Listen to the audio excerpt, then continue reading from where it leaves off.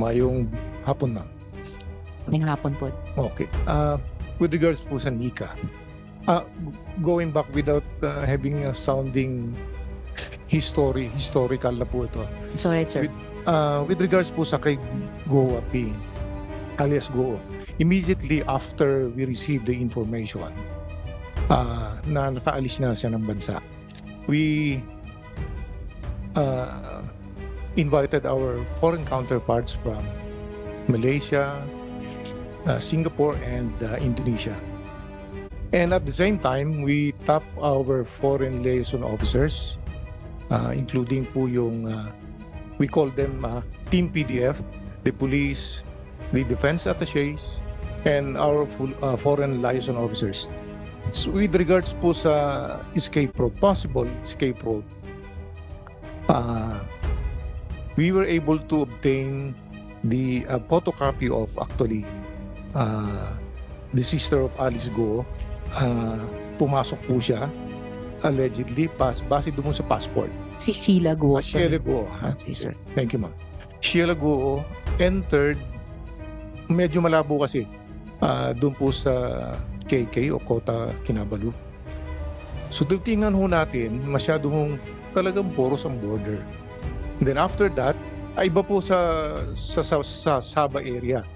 Pag pumasok ka po ng Sabah, from Kuala Lumpur, you have to pass through immigration, local or foreign. And then pag aalis po kayo ng Sabah, just the same procedure, local Malaysians or foreign. You have to present your passport. You have to pass through the immigration.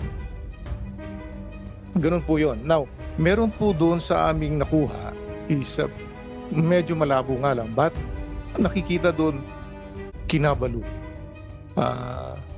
So we presume na ang jump-off point from the Philippines is Kota Kinabalu.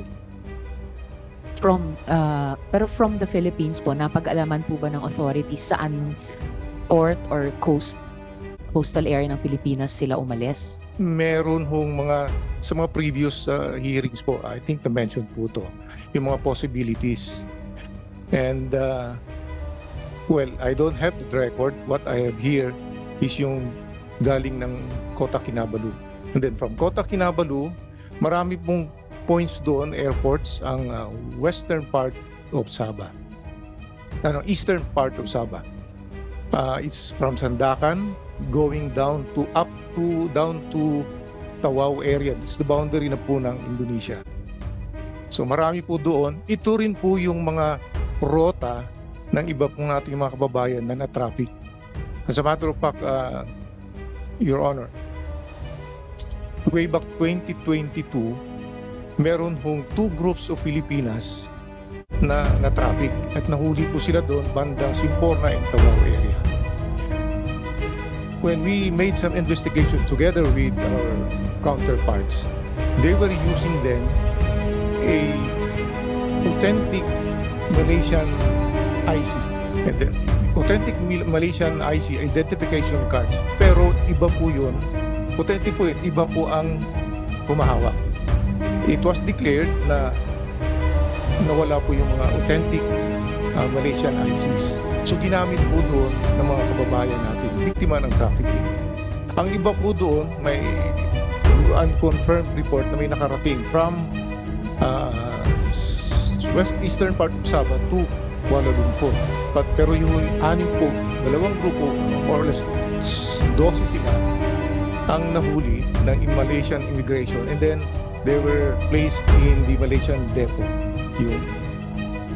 And then after that, doon sa nakita namin, posible ho talaga yon na from the back door, alam naman natin yon, madaling pumasok using the back door or yung southern part of the Philippines. Particularly po, aling back door? Which part of the southern Philippines? Okay. Mas marapit po ang Tawi-Tawi area. Marami nung, in fact, Your Honor, during the pandemic, medyo after the pandemic, marami nung pinapauwi or transfer. DFA called it as transfer of kababayans from Sabah back to Zamboanga. So, average ho ng bawat sail ng barko is 400 to 500. Ganun ho karami. So, imagine po natin kung ganun karami ang naipapabalik sa Pilipinas, madali hong talagang imuslit sila from Zamboanga, Sulu, Tawi-Tawi area. So, ganun po, kung titingnan ho natin, kung marami na ipapabalik galing Sabah, go back to Zamboanga, imagine po kung gaano pumasok ng Malaysia. And ayaw rin po, in fairness po sa ating mga kaibigan, counterparts from Malaysia, disidido silang mahuli ng mga ito. Together, of course, with the coordination of the embassy, the KLPE, Kuala Lumpur Philippine Embassy, and our counterparts. So, doon ho, I'm just giving the picture, bigger picture, kung bakit possible na nandoon pumunta sa Kota Kinabalu.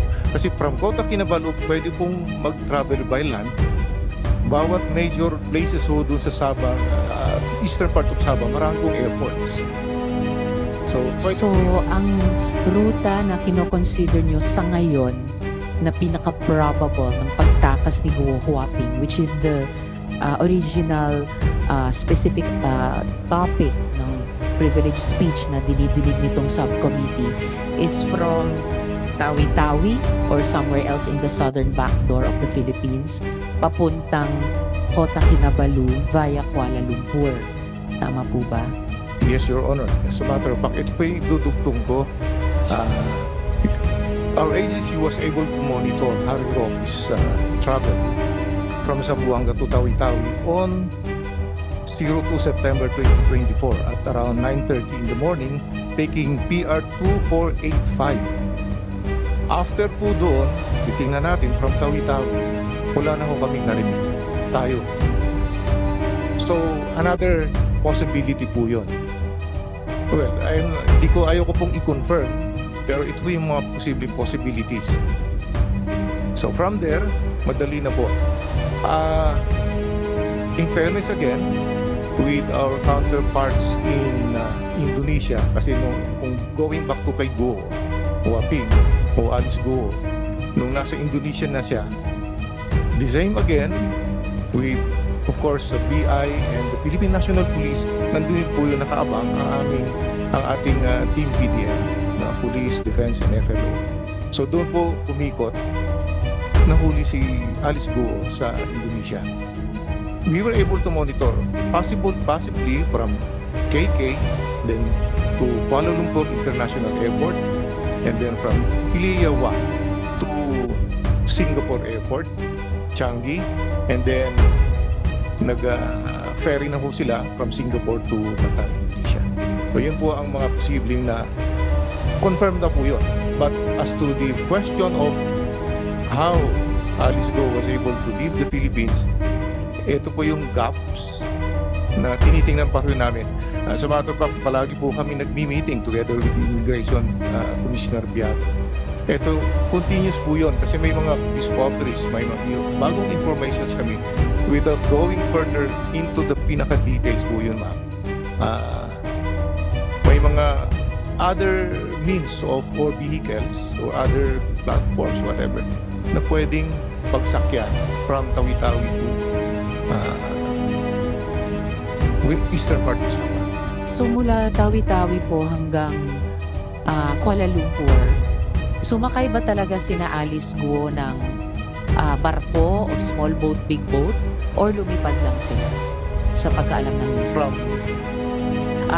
pursuing yung theoretical route na Tawi-Tawi to Kuala Lumpur to Kota Kinabalu, back to Kuala Lumpur en route to Singapore and then to Bataan.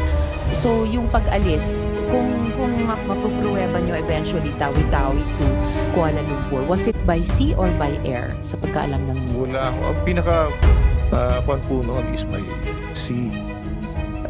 Kung Tawi-Tawi. Sabi ko nga po kanina, madali pong tumawid. Kung nagpapa-return tayo ng 400, 500 plus Filipinos issued with travel documents kasi wala pong passports. Almost monthly po yun noon, 2022. ganun mo karami ang tumatawid. So ibig sabihin, sabi ko nga po, mabilis, madaling pumasok, madaling mag-travel papuntang eastern part of Sabah.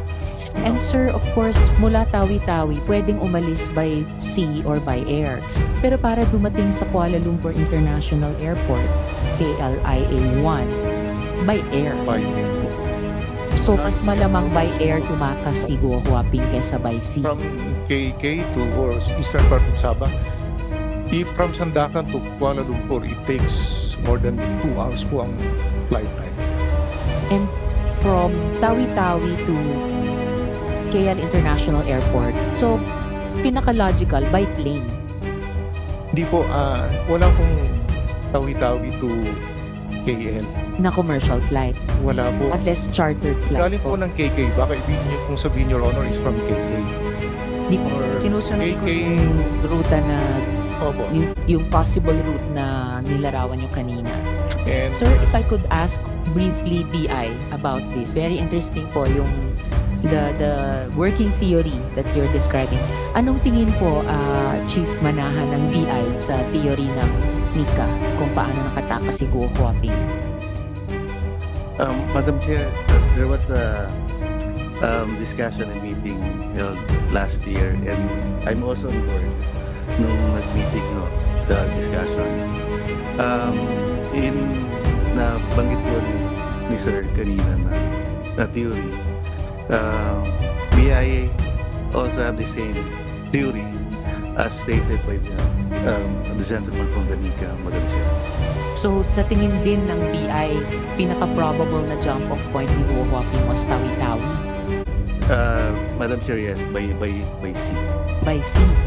And then, nakarating sila sa KL International Airport. Yes, Madam Chair. By Also, plane.